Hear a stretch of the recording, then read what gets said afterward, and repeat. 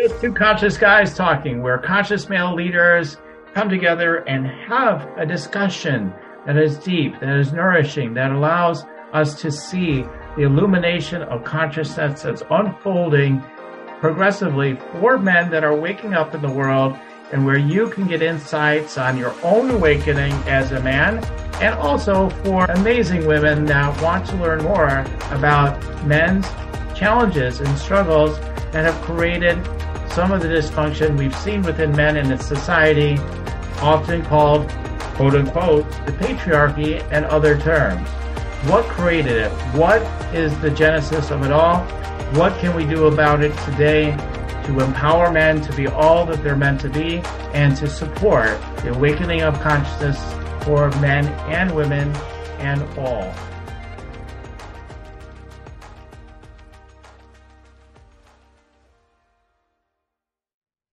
No, it's so wonderful to be with you. I mean, it's been a while actually since we've had an online conversation like this, so I'm grateful to be with you today. Amen. I'm right there with you, man. It's such a pleasure. I always love connecting with you. You know, we are in the world. I'm going to riff off of a conversation we had coming into this. Now we are here to talk about men and mental health, and we'll definitely talk about that. But as the lead in, like I really love like what you were talking about coming into this is both of us are in business or whatever as coaches and whatever we want to call ourselves, right? And and yeah, there's this whole thing where we're constantly marketed to about we got to make money, and of course we're in business, we're going to make, it's about making money at one level, right? How we need to market, we got to get the clients and all this stuff. And I was just thinking about this today, so that's why I was extra smiling when you brought it up, that yeah, we're so busy as men and as women in business too. Some of it, there's definitely crossover on some of these conversations for sure.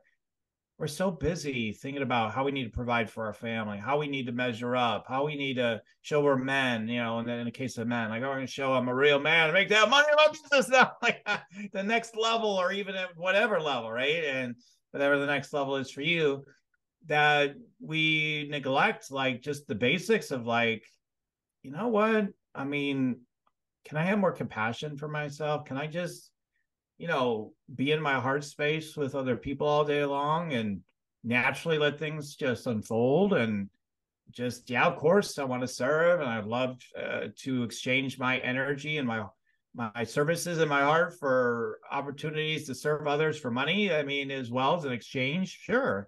Yeah, I'm about that too. But we're so busy trying to chase after things. And I think that, that is sort of a concept that it's a masculine thing too.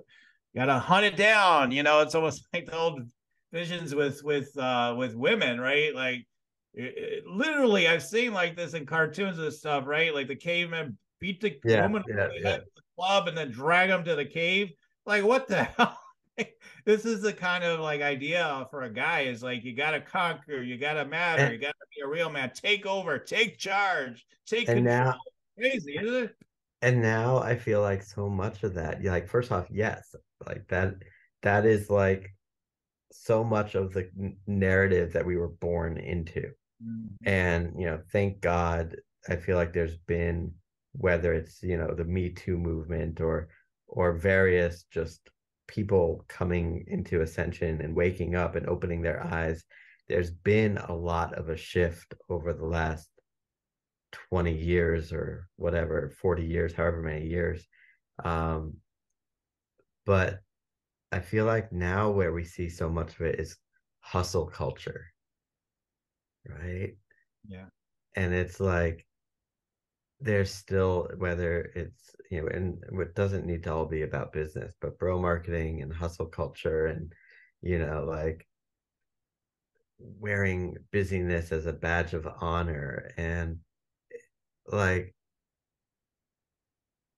I watch it all over the place, and I just want to, like, it makes me sad. It just makes me want to be like, you look exhausted. Do you need a hug? Like, do you want a Snickers bar? Like, you just look exhausted. And right this week, I'm saying that to me also. Like, it's been a crazy couple weeks, um and I just know in my heart of hearts and through my experience that that is not the only way. Mm-hmm. And that little bit of presence, a little bit of gratitude, a little bit of fun and spontaneity, a little bit of movement, like these kind of things can really make a big difference.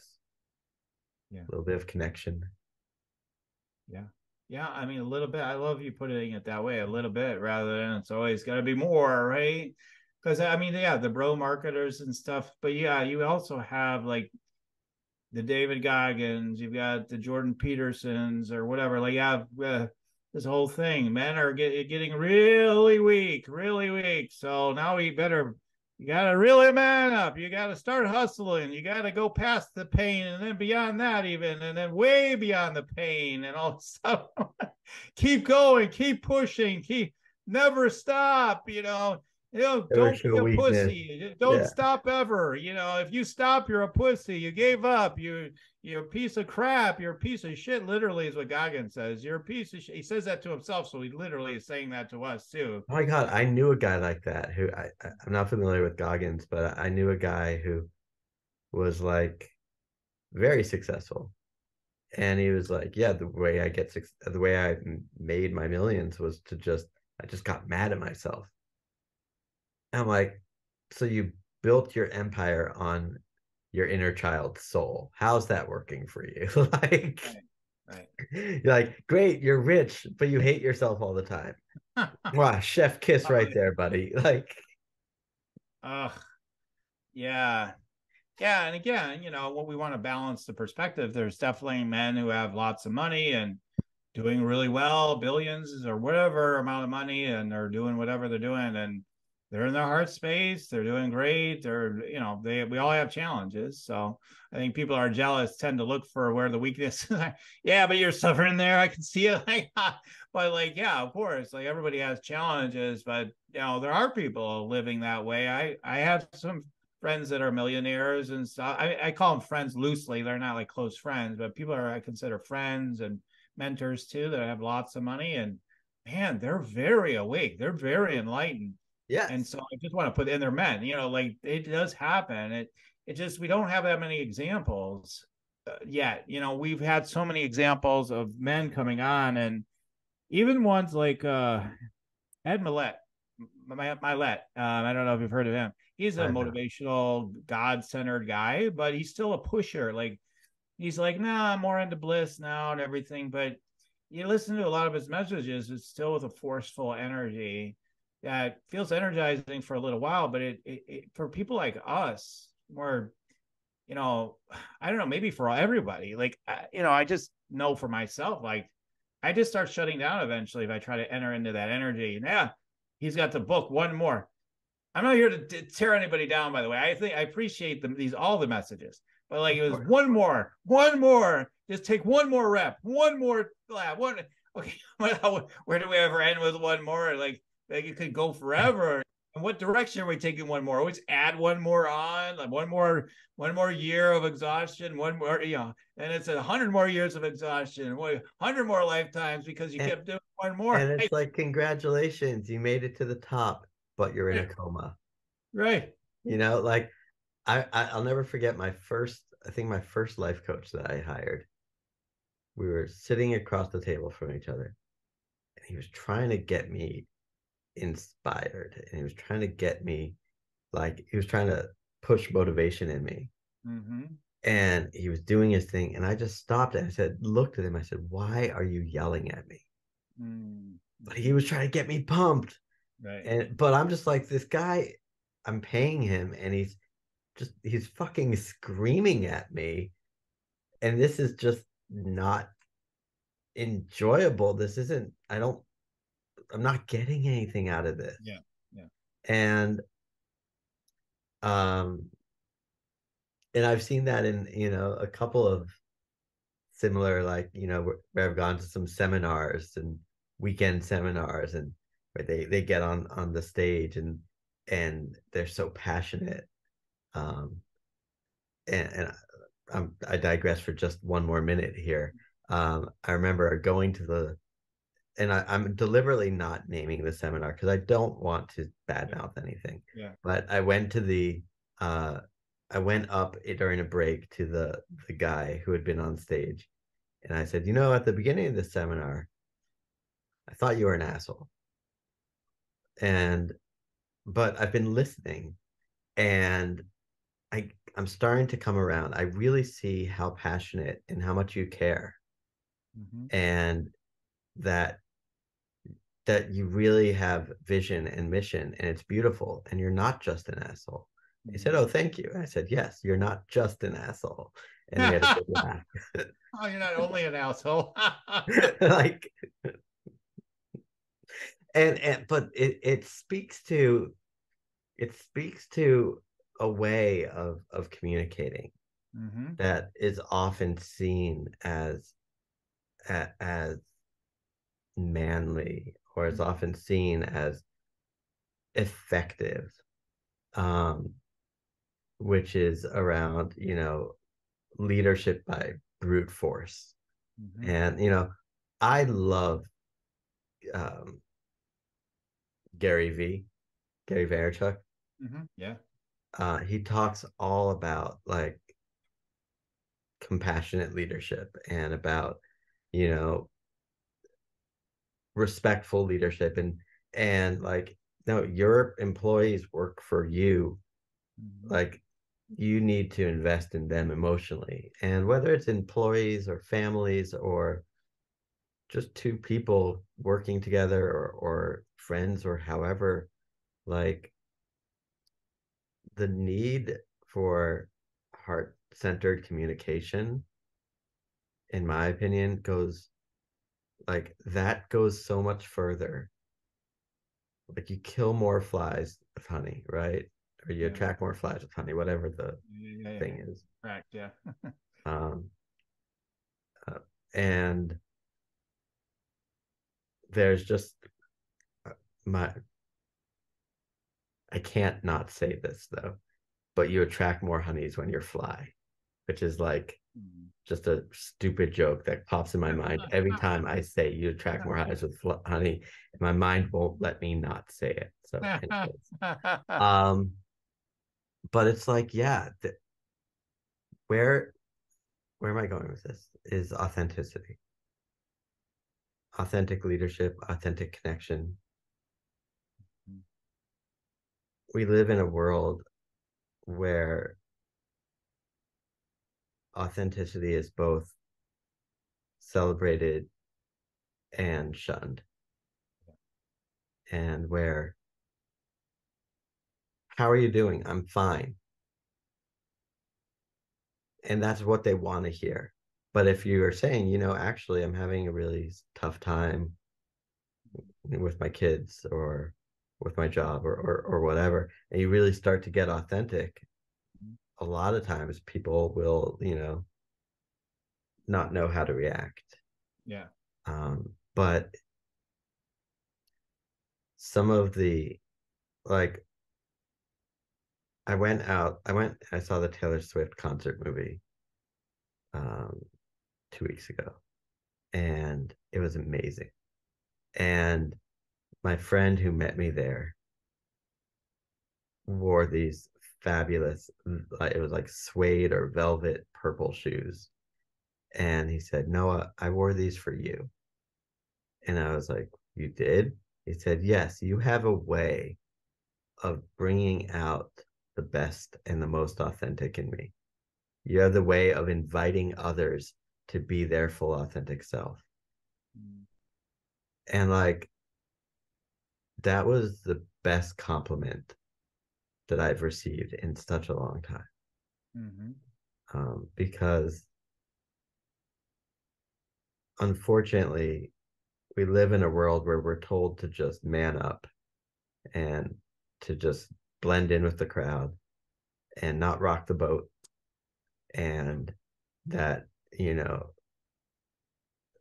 don't let them see you cry, don't let them see you sweat, don't let them see you, you know, doing anything but just, you know, Crushing it. crushing it. Thank you.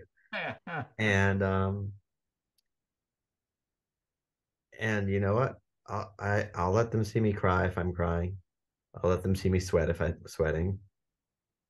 And I'll let them see me in a floral shirt and a pair of pink pants if that's what I want to wear. And yes, I have worn that. Like, it's to me, it's about style, it's about authenticity. It's, maybe there's reincarnation, but for this life, you only get one try. Yeah. And so you might as well be yourself as much as possible. And I think one of the biggest, most painful lessons sometimes is unlearning all the things that told us it wasn't safe for us to be ourselves. I think one of my messages right now I've been starting to share with people individually, and I'll share here too, is one of these days before you know it, in the blink of an eye, you'll be dead. And that should be actually very motivating in itself, and also um very awakening to, like, what are you waiting for to just live the way you want to live? I mean, it's my point. Like, Yeah. some people use that to be like, push harder is what it means. No, that's not what I'm saying. I'm saying, No. like, you may as well just go for whatever kind of life you want, how you want to, what you're really here to do, what you're really here to serve, what you're really here to be about. I know, like, for you're right. Like, you, with all those images I've seen you put up on Facebook, where I see you. Yeah, I mean, it's inspiring, even when there are images and things you're doing that I'm like, okay, like, I wouldn't want to do that and post it on social media. But I appreciate what you're doing, because of the authenticity, because you're celebrating, sitting there under, what, I don't know, like a gumball drop thing with your mouth under it going up. That might be something I would do. Like, I might take a picture like that, because that would be my style too. In a bubble bath, probably not. Like, the sun's coming up. I think I saw one of those with you, rubber ducky or whatever. But, like, you're being real. I mean, like, that is something I think that is so refreshing about how you're showing up as a man. We could use more examples. Like, there's guys that have all kinds of different sides to themselves they don't show to anybody. They don't even show them to themselves. They don't even know they exist yet, right? We are so multifaceted, deep, deep beings. Yeah. And we're so much more than just our jobs. And then we come home and we watch an episode of Ted Lasso or something, and then we go to bed, and that's our life. Like, we are so much bigger than that. Yeah. Yeah. And like, it's like, yeah, I love bubble baths. And for those who might be wondering, I'm not gay. Like, I am happily married to an amazing woman, and I think that we, not to, I think that bubble baths, like, men having bubble bath revolution is overdue. But, you know, just, or whatever it is that brings you joy, that makes you happy, that lights you up, like, do it, man. Like, Mhm. as long as it doesn't hurt anybody else. Like, I think people are so afraid to just be happy sometimes, or chase their dreams, and it's tragic. Yeah.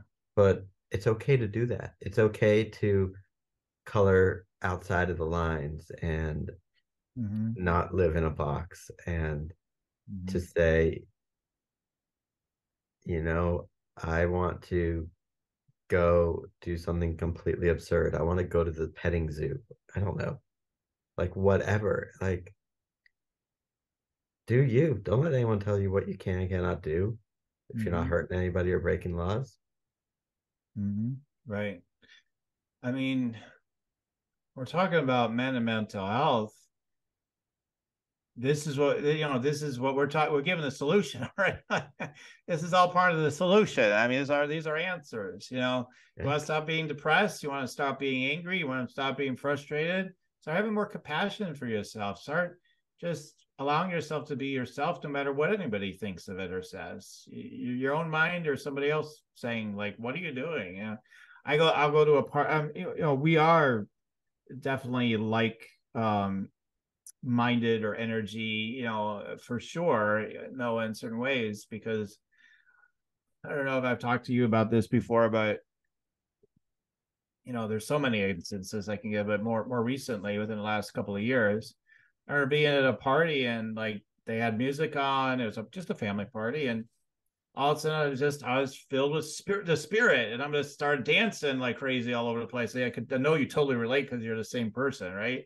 And so like I start dancing all over the place and everything, and everybody's like, "Look at him go! Oh my god!" And whatever. Like nobody else was really dancing. And so I was the only one, and it's this family gathering, and my father-in-law, the old guard, he sees me dancing around. He's like, "What are you, drunk? What the heck? What's going on around here?"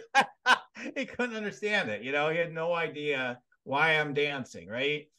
And I'm just having the greatest time. It was such a spectacle for the people watching. I think it was Deb, my wife. She grabs her phone and starts videoing it and put it on Facebook, like just because it seems so remarkable. And I'm thinking, honestly, what I'm thinking is like, why is this so remarkable? Why is this not like normal, like regular, like all the time happening? Like people spontaneously breaking out in dance and enjoy and doing things. I remember one time, I'll give one other example. There's so many different ones where we stand out being joy, as men and just as people. And just, I remember I was running a live event and we were out walking. It's a live event with me, and we do different things sometimes. We were out walking in the area, like outside of a hotel. It wasn't a retreat center, it was a hotel. We were out walking around and messing around and sharing things with them as we're walking. And then all of a sudden we're walking by an office or something, and I'm like, "Hey, let's skip." So we all get together, we're skipping down the parking lot, and all of a sudden some lady's looking out. She's like, "What's going on out here? What's happening? Why are you guys skipping? What's happening?" And we're like, "We're just having fun skipping."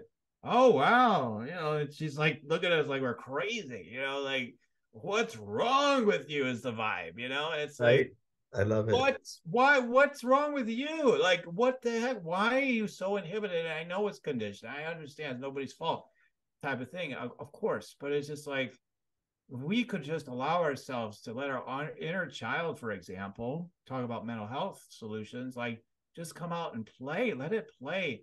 Get the old little cars, with matchboxes and stuff, play with them. I've got one, like, this is all part of healing, coming back to your inner child.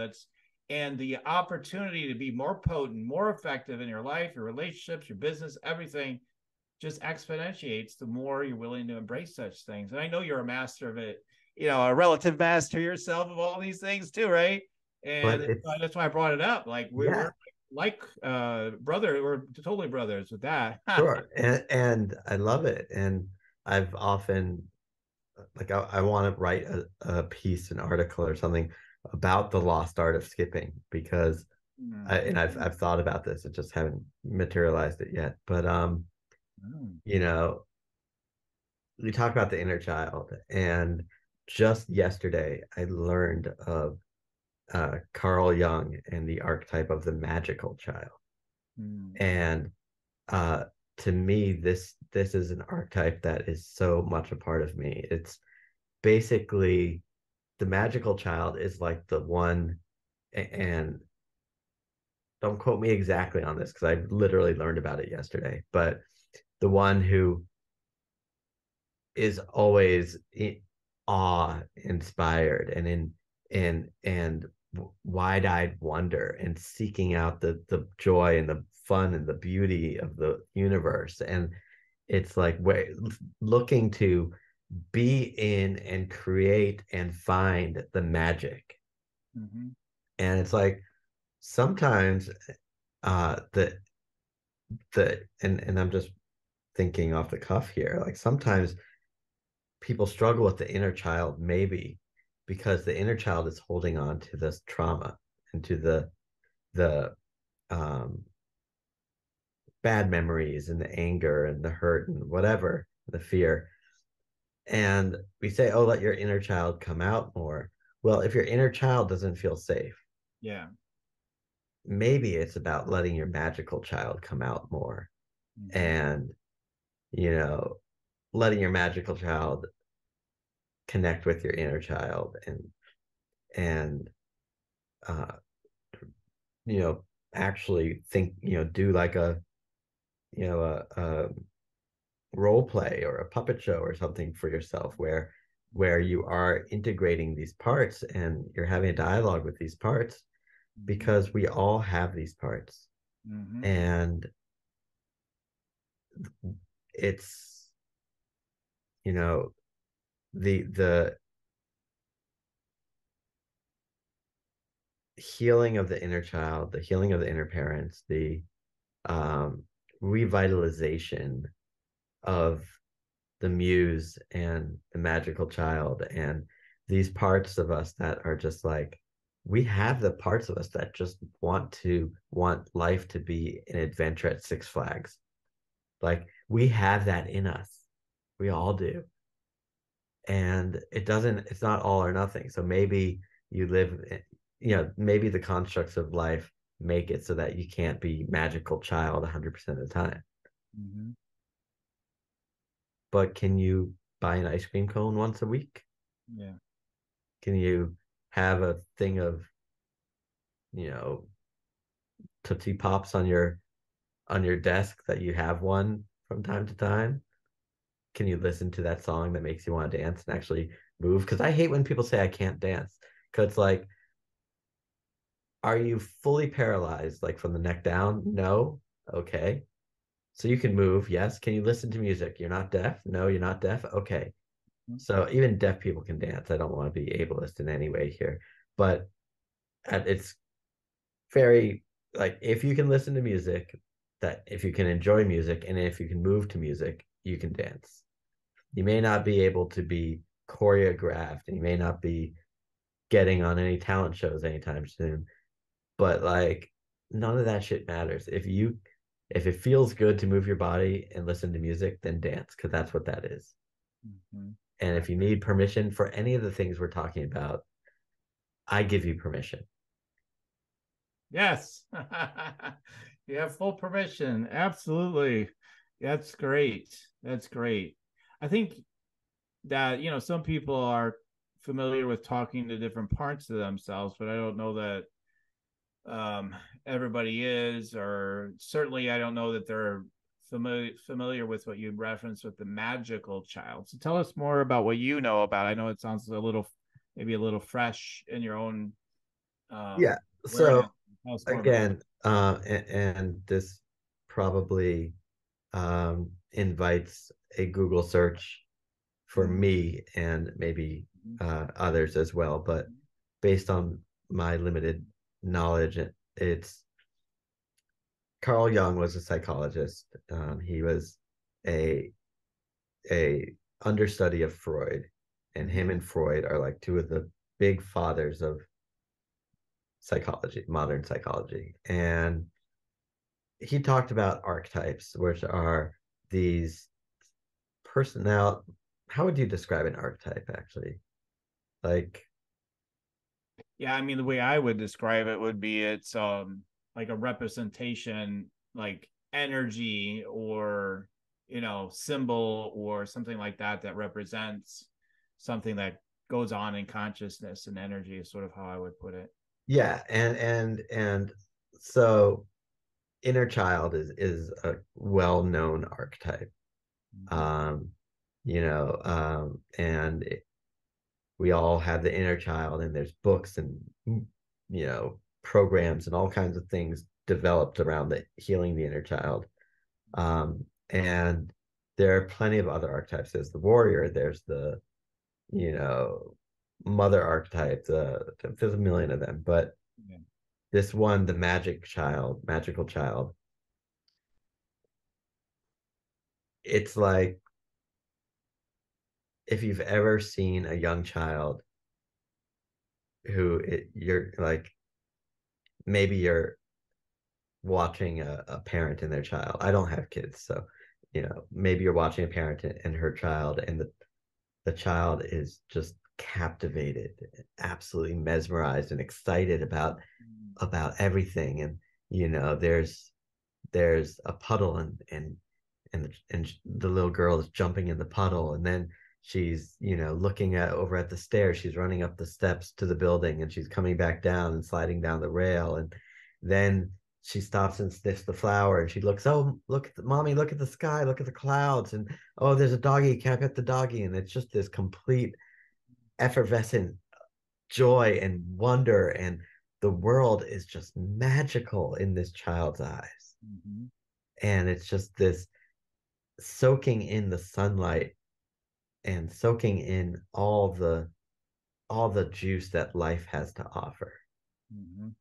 And animals are really good about this too, and they're in the present moment, and they're just the dog just chasing the rabbit or whatever, like just, I don't know, just it's that present moment, soaking in, appreciating, loving, and being just blown away by the beauty and magic of this universe, Mm-hmm. and expecting, not just wanting, but expecting the world and universe to give you more of this. That's my understanding. Yeah. um That's great. No, I know exactly what you're talking about now that you've described it. I'm like, yeah, more of that. right. Yeah. And so each archetype has its shadow, and like, I think some of the magical child shadow is like difficulty integrating in the quote unquote real world. Mm-hmm. Like, you have to go to work, you have to pay your bills, you have to pay your taxes, you have to go jury duty. These things don't automatically intuitively bring about that same sense of magic. It's Right. still there, but sometimes you need to be a little more strategic in looking for it, or carving out spaces for it. Mm-hmm. So I often let my magical child lead things, and it's helped me greatly. And there are definitely moments where I don't handle things being boring as well as others might, or Mm-hmm. being challenging as well as others might. Mm-hmm. Um, and that's an area I'm working on. Mm-hmm. But like, I can tell you that leaning into the parts of you that want to play and want to be magical and want to have fun, um, and want to be joyous and happy is a strategy of life that I can't recommend enough. Mm-hmm. Yeah. And it's not Pollyanna either. Although it's It's not not bad. just, it's not bypassing or just being I recently found Pollyanna. out there's a whole book written on that that's quite effective for helping people live a better life. So I need to grab a copy of that. But it's an old book apparently called Pollyanna. Okay. Yeah, so I need to look that up. But there's forget it, Weldon is his last name. Joe, is it Joe Weldon? He's a famous motivational or whatever. He's a speaker. Oh, cool. Talks I just about he's been started. living Pollyanna, for decades, and he's like, I only feel better every day and everything. That's Like, like pronoia. The opposite of paranoia is another book. oh, I okay. forget who wrote it. But a book I just started reading yesterday that I'm absolutely like, I took it out from the library. Now I'm like, I need to buy this book, maybe multiple copies, is The Creative Act, A Way of Being by Rick Rubin, the music Mm-hmm. producer. Mm-hmm. And he really goes into the mindset and sort of energy around creating and being an artist. And I mean, this man has worked with all the big names in music. And he's also a big meditator and a very spiritual man. And um, I'm not being paid to say this. It's an amazing book, Mm-hmm. and I Mm-hmm. recommend it to sort of have you think about things differently, about work, about creating, about presence, Mhm. Mhm. and about what it means to be a creator. Right. So I cite slight side note there. Yeah, yeah. Some book recommendations today. I can't let this whole conversation go without us delving a little bit into our own personal journeys with mental health. So if we could go there for a while, that'd be great. I know for me, like, and connecting it to what we just talked about. So for me, I distinctly remember, and I've mentioned it so many times on here, but when I was 3, 4 years old, I think it was, I'll give it. I actually don't always tell the details though. I remember like being with my cousins, and she's a girl and everything, and we got these punching bag gloves on, not bag gloves, as kids, like these big ones or something, and we're like punching and we're having fun, and I'm getting really enthusiastic about whatever we're doing, and then I just noticed people laughing at us, and like I'm sure they're just enjoying what we were doing, but there's things like that in moments when I would get like extra enthusiastic, and then I would notice like people, the adults would have reactions like, "Oh, look at him," even from a very young child.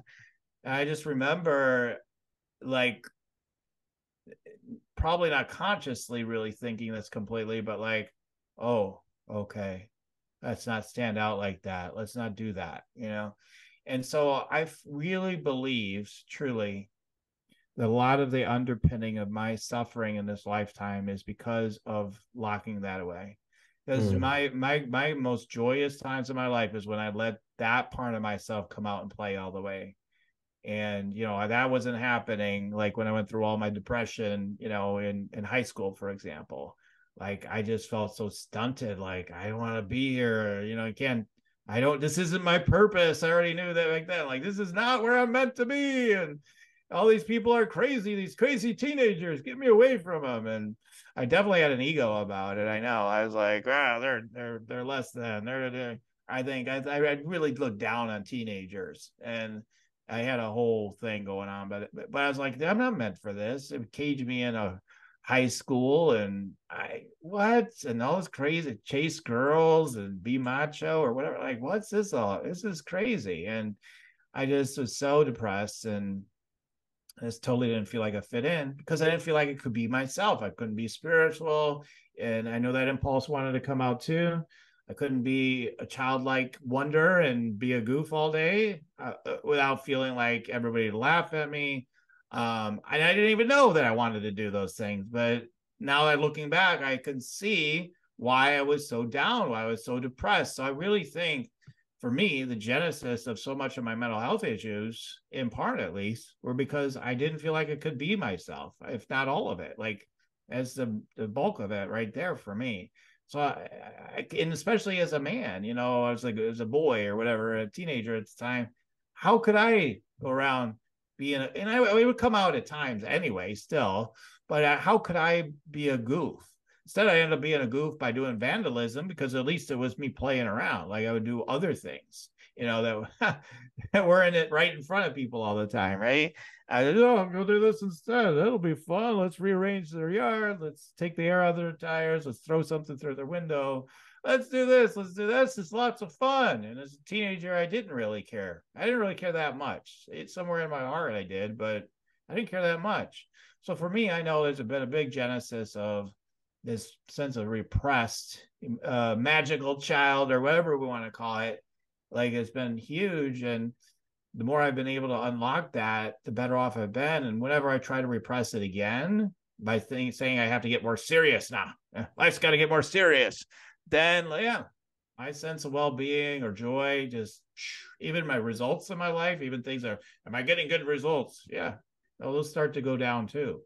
So it's, yeah. Anyway, I just wanted to share my piece because yeah, I'm curious. So because I'd love to thank hear you. your story too. That's mine. Like I think it's huge. I mean, Part of the yeah, issue. I don't mind sharing. Like, um, I was diagnosed with ADD. It was, you know, in the 80s. It was before it was ADHD. And at age like 5. Mm-hmm. And you know, it was before I even really understood what it was. I just knew that I was in, I had tutors and I had a special ed class that I went to, and that whenever, and I was had a therapist, and I was given Ritalin, Mm-hmm. and so that for me created a long journey of 40 years of basically, I am all for like proper treatment of ADD or ADHD Mm-hmm.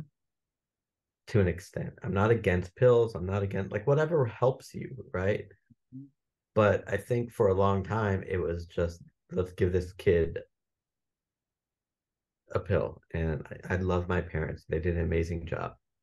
Um, and I was not an easy child in a lot of ways. Um, but I definitely feel like um,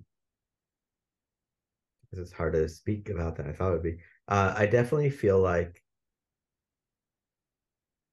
I got to a point where I muted myself, whether it was with uh, through depression and um, some substance abuse, and even just being on Ritalin and Adderall, where it just would just bring my it would silence my magical child, and it would just turn me into this zombie basically at higher doses. And it took me a while, to the point where I rebelled on the other end and was like, I'm not taking any of this stuff, and I'm just going to be me. Um and I've since found a middle ground that seems to be working for me. But really, I had a very similar thing where it was like the the world, the air quote world, says that, oh, you should stay in line, kids should be seen and not heard, you should, you know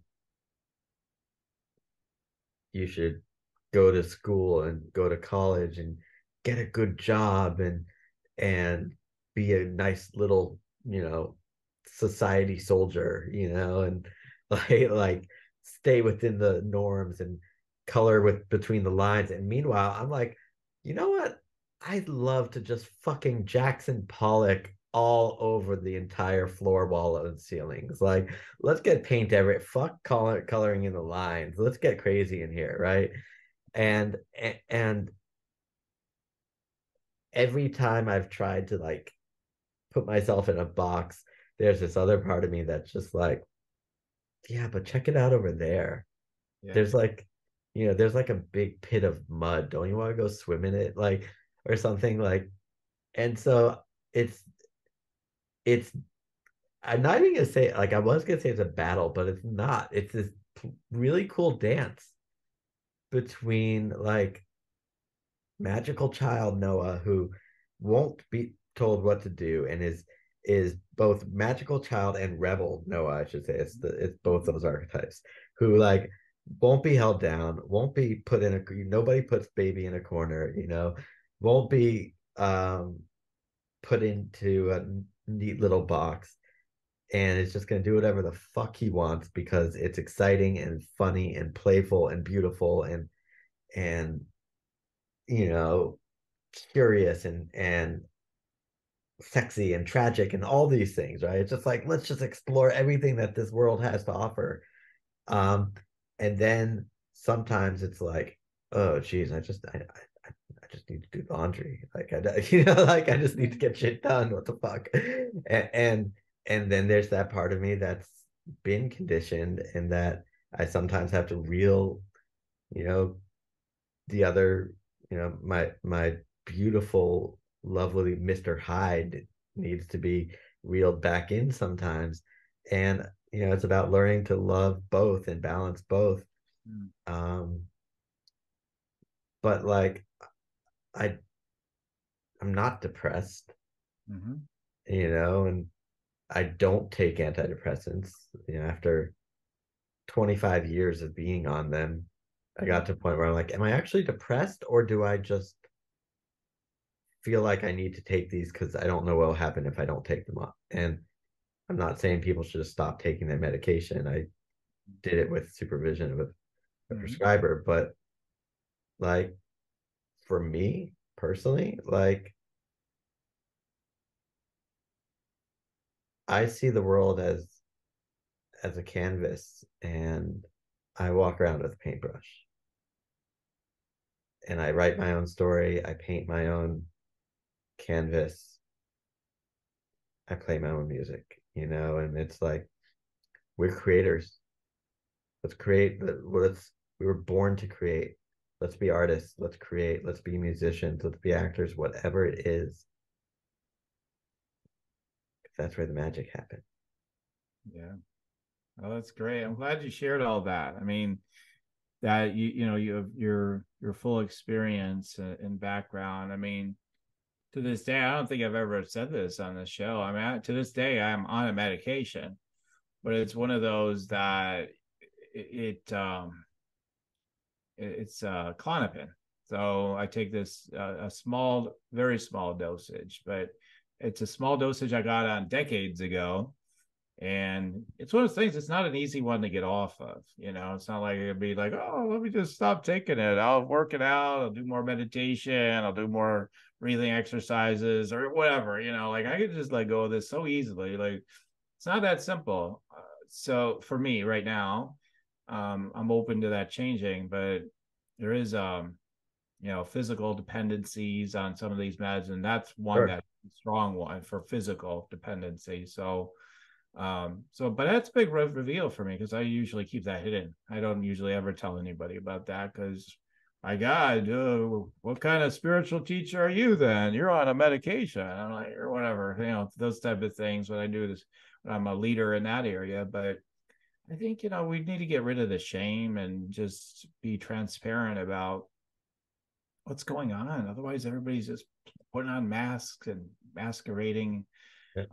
feeling shame, then ultimately judging ourselves. And you got to do, getting back to your point with the medications, it's like, I would say now, I would say, okay, if I could go back and tell my former self at that time when I got on that medication, what to do, like to take it or not to take it. I want to think I would tell that person, I don't think you probably should take it. Here, I got some other ideas for you. Let's try that first. But that doesn't matter, like what happened.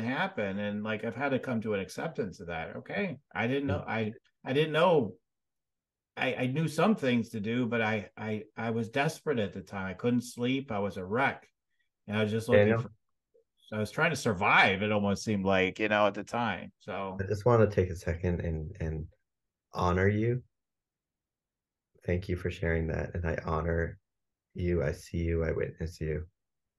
And like, I, you're right. There's absolutely no shame in any of that. Um, and so just know that you are loved and that I honor you. And I feel honored that you shared that. So I can't speak for the listeners, but I can speak for me. thanks. I appreciate that. I appreciate that. I'm grateful I'm not on more medications.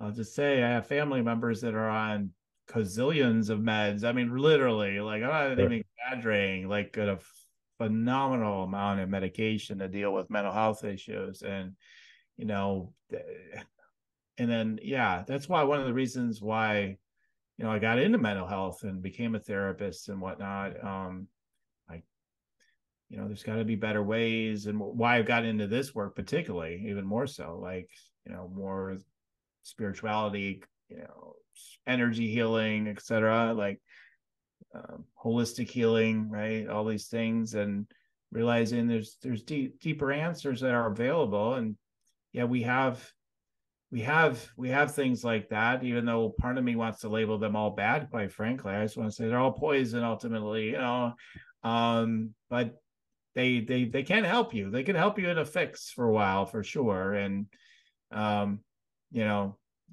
just all doing the best we can in life. There's it's not a we. That's one of the things I think with men and women, but what men maybe for sure extra. It's not weakness to get help. Yeah, To get the help you need. Get the help you need. That's more important than that your is tried and strong. concepts, right? I That mean, is so strong.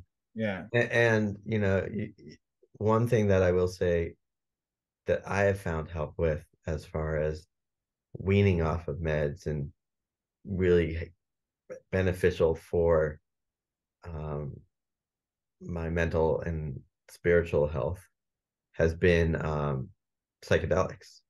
Mm-hmm. And, I've had some very powerful plant medicine experiences. And Mm-hmm. um, I'll leave it at that. I don't feel comfortable going too deep into it at this point.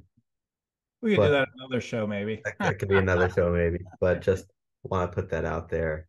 Um, Again, with the disclaimer that, like, I'm not saying people should just stop taking their medicine and start doing a bunch of acid. Like, Yeah. Yeah. oh, Noah told me But to. they're He said it better. on Yeah, the. let's go over Noah here. Daniel said it on a podcast. Like, no, that's not what I'm saying. Right, right. Yeah. No, I'm not getting off because it's effective, and it's not it's a very I've tried to get off before. It's literally people get hospitalized to get off of it in some cases. Everybody's different. There's individual differences in it too, how difficult it may You be. need to taper, probably, huh? You got to taper it off slowly over time. And like my mom got off of it. She did do it. She has no outside stressors. She's all by herself. She's retired. So I mean, more, my life is more, a little more taxing, a little more stimulating than hers as well. Here I am comparing myself, but my point is, it's not easy. I know, like Jordan Peterson, I mentioned earlier, he was on Klonopin, and maybe it wasn't the only reason, but he got hospitalized. Yeah, Like he to was in rough really, shape for a little bit. yeah. It's but anyway, hopefully I'm not scaring everybody away from meds completely, because for God's sakes, if it's the only thing that seems to be the answer for you in your life, I mean, go for it. I mean, do what you need to do. It's better than the alternative of suicidal thoughts, or all the horrible Suffering. suffering that you could have that you don't have to go through. And while you find maybe better solutions, because that's what I really feel like medications can be good for, in my own opinion. Again, consult your doctor, we always have to say. But like, yeah, it's a good short-term solution sometimes, maybe. But As is therapy, counseling, and coaching. Like, yeah, yeah. like, especially, you know, if a lot of, more therapists and coaches, but a lot of people are covered by insurance if you have good insurance, or maybe even not good insurance. And I think for men, especially, too many of us have been taught not to talk about it and to just keep it in. And you don't have to be weak or a pussy or Mm-hmm. crazy or broken or anything. There's no shame in having someone to talk to. Mm-hmm. Um, it can be, I think simply having a look, even if you just pull up your computer or phone and voice to chat GPT, or you talk to your dog, like, the fact that all the stuff that you have in your head, getting it out, whether it's through talking or writing or singing or dancing or painting, and even, that in and of itself is super powerful. Mm-hmm. Highly recommend it. And then having a objective party who can hear you and who is professionally trained at helping people like you Mm-hmm. can be really, really powerful. Mm-hmm. Because I heard it said, I think they say it in AA, if you hang out in your head all the time, you're in a bad neighborhood. Yeah, right. Yeah, I agree with that. Like we often try to, use the same mind that got us into problems to get us out of problems. And it's like that brain is proven in some ways not to be the most effective tool. Call in the reserves, get the second opinion, ask someone else for help. You may be amazed at the solutions and the changes that you can have in your life. Mm-hmm. Yeah, yeah, totally. And know that you're loved. Mm-hmm. I don't need to know all of you listeners to be able to say that I love you. Mm-hmm. So Mm-hmm. and just sometimes just knowing that you're loved can be the biggest gift. And we as men don't say that a lot. So I love all of you. Mm-hmm. And um, just because I know that you're human and you're going through a lot of the same shit that I'm going through, Mm-hmm. you can relate, and that you have a lot of the same wants and desires in life that I do. Mm-hmm. So like, why not love you? So Mm-hmm. I hope somebody gets something out of me saying that. Me too. I think that's can't be said enough. So can't overdo do that one to express the love we have for everyone. And Exactly. yeah, totally, totally. It does. I don't know. I do get a funny thought in my mind though. It's funny how often guys never say that I love you until they get hammered to everybody. Like, hey, I love you, again. Like, once you're hammered, you let the inhibitions go. So you're like, I love you. Otherwise, you might never hear it from some guys. Right. Might almost never hear it otherwise. But you get then you get, oh, I was drunk, whatever. I don't know what I was saying. Like, and sometimes the truth does come out, those ways, I guess. But some of the guards come down. But I'll just say, like, yeah, I mean, just being open about what's going on with you is it's uncomfortable. Like, it's very uncomfortable for me. You heard it in my voice, guys. I'm sitting here trying to explain why I'm on a medication. Let me go on and on about it. I'm really don't judge me. I don't feel protected. I feel vulnerable to share that. It feels very, very vulnerable. Like, this is the one thing, right? Like, I think like guys have that brain of like safety, security, like you got to be strong at all costs. Like, that looks like an area we guess. Oh, you could be destroyed for that one. and so it's like it's still in me, those kind of feelings. It's like, And yeah, you're I'm still still, alive, and I I know was I'm just gonna say, you're not dead. Like you got vulnerable. right, You put yourself out there, and you're safe, and you're okay, right, and right, you're proving you're leading by example. right. Right. That's my point of sharing it too. Is let's just put all the cards on the table, guys. I mean, and I may not put a ball down at once, but increasingly I do want to bring things out for men and women, really, because the more we can be more real. It helps everybody more. We don't need to keep being phony. We don't need to keep being alternate versions of ourselves. We can just be real, be fully human, fully spiritual, fully everything, right? Just don't keep being full of it forever. It might be fun for a while, but it's just perpetuates your suffering, really. Oh. Anyway, no, this has been a great conversation. If people want to, connect with you more, how can they do that? Um,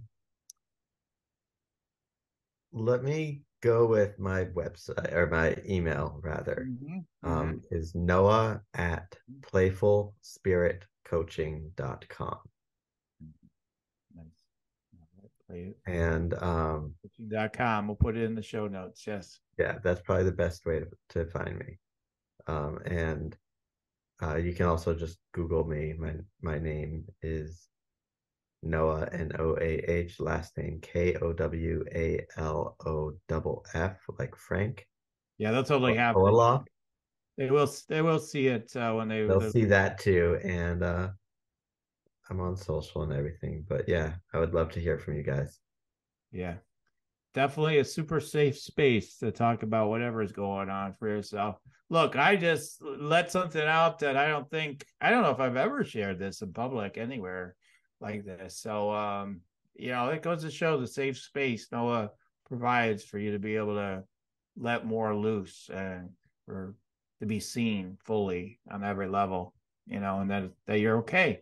You're still loved. You're still you are loved, and that's the number one thing there. So okay, all right, Noah, well, thank you so much. It's been an Thank you, amazing Daniel. This has time. been absolute delight.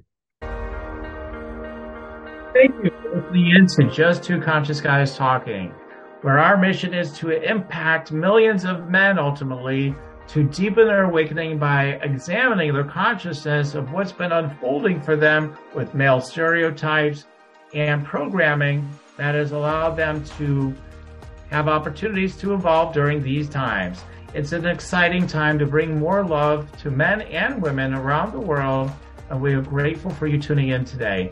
Feel free to share this episode and keep tuning in, and also look in the show notes for a link to get notifications of future episodes. Until the next time, everyone, goodbye for now.